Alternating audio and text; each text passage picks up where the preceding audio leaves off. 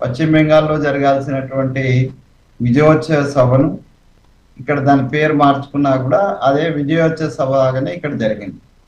So ఒక్క విజయోత్సవ సభతోటి అధికారంకి వస్తామని వాళ్ళు అనుకోవడంలో వాళ్ళ వ్యూహము లేకపోతే వాళ్ళ యొక్క ఉత్సాహాన్ని నేను తప్పుపడతలేను, కానీ అంత సాధ్యమైనటువంటి అవకాశం లేదు. ఇక్కడ ప్రతిపక్షం అనంటే వెంటనే ఇప్పుడు ఈడ అధికారంలో మేము ఉన్నాం, వెంటనే ప్రతిపక్షం అనంటే ఫోర్ ఫ్రంట్ లో 39 సీట్లతోటి బీఆర్ఎస్ పార్టీనే ఉంది. సో వాళ్ళ యాక్టివిటీ, వాళ్ళు 10 ఏళ్ళు ఇక్కడ అధికారంలో ఉన్నారు. సో ఫీల్డ్ మీద కూడా వాళ్ళు చాలా యాక్టివ్గా ఉన్నారు when compare to the BJP president. ఇక్కడ ఉన్నటువంటి సరే ముఖ్యమంత్రి, మాజీ ముఖ్యమంత్రి కేసీఆర్ గారిని పక్కన పెడితే ఆ స్థాయిలో వర్కింగ్ ప్రెసిడెంట్ గా, ఆల్మోస్ట్ ప్రెసిడెంట్ గా కేటీఆర్ బావ గారు వాళ్ళందరూ కూడా చాలా యాక్టివ్ గా వ్యవహరిస్తున్నారు.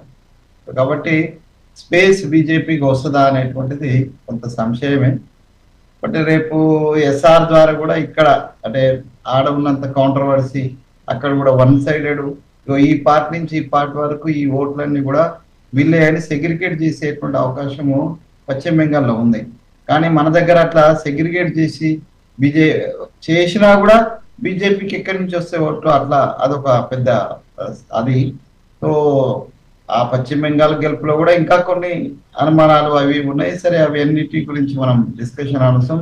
Let us confine to the తెలంగాణలో మల్లా కిషన్ రెడ్డిని తీసుకొచ్చి ప్రెసిడెంట్ చేస్తాను, లేదా బండి సంజయ్ని తీసుకొచ్చి ప్రెసిడెంట్ చేస్తేనే ఏదో అయిపోతుంది అనేటువంటి అది వాస్తవం చెప్పాలంటే ఇదంతా కూడా పెద్ద వ్యూహము. నేనేమంటున్నానంటే ఒక బీసీ బిడ్డ కేంద్ర మంత్రిగా ఉన్నాడు కదా, సో ఆయన విషయానికి ఆయన వ్యతిరేకత జరిగిన లేకపోతే ఆ జరిగిన సంఘటన ఎవ్వరు సమర్థించారు. ఆయన దాని విషయంలో కొంత వ్యూహాత్మకంగా అతను కూడా ఆ అబ్బాయిని వెంటనే హోంమంత్రిగా ఉన్నాడు, తనే తీసుకొచ్చి సరెండర్ చేయించినటువంటి కొద్దిగా బాగుండేది.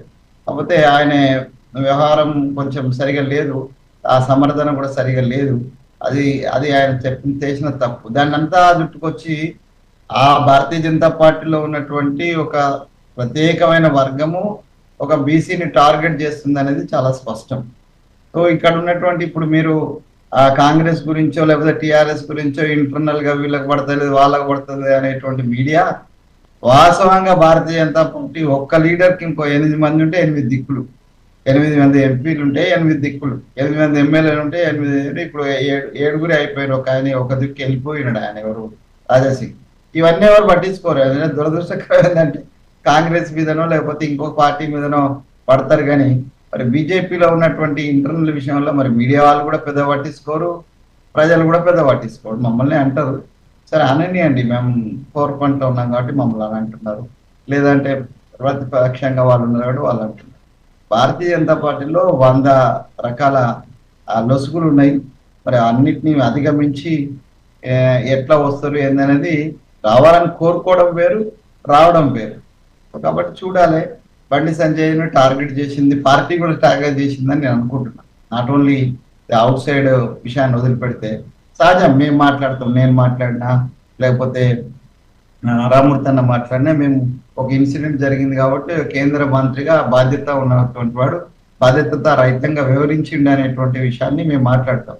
కానీ వాళ్ళ పార్టీలోనే ఒక కార్నర్ చేసి బండి సంజయ్ మీ కేంద్ర మంత్రిత్వం ఎట్లయినా ఊడబీకాలే, ఒక్క బీసీ బిడ్డ ఉన్నాడు వాడిని కూడా ఇంత ముందు దత్తాత్రేయ ఉంటే ఊడబీకినట్టే ఈయనను కూడా ఊడబీకాలనేటువంటి ఒక ప్రయత్నము వాళ్ళ పార్టీలో గణనీయంగా జరుగుతుంది. కాబట్టి రేపు మోడీ గారు ఒకవేళ మోడీ గారు కూడా వీళ్ళ దానికి సహకరిస్తారని నేనేం అనుకోవటం లేదు. ఎందుకంటే బండి సంజయ్ అంటే చాలా మంచి అభిప్రాయం ఉన్నది ఆయనకి. ఎందుకంటే బండి సంజయ్ ఆయన మీద పాట కట్టిండు, దేవుడు అన్నాడు, రాముడు అన్నాడు, రాముడిని మించిన దేవుడు అన్నాడు. కాబట్టి ఇవన్నీ కూడా ఆయనకు తెలుసు. కాబట్టి ఆ వ్యక్తిగతమైనటువంటి దాంట్లో ఆయన అమిత్ షా గారు కూడా చెప్పులు మోసినటువంటి పరిస్థితి.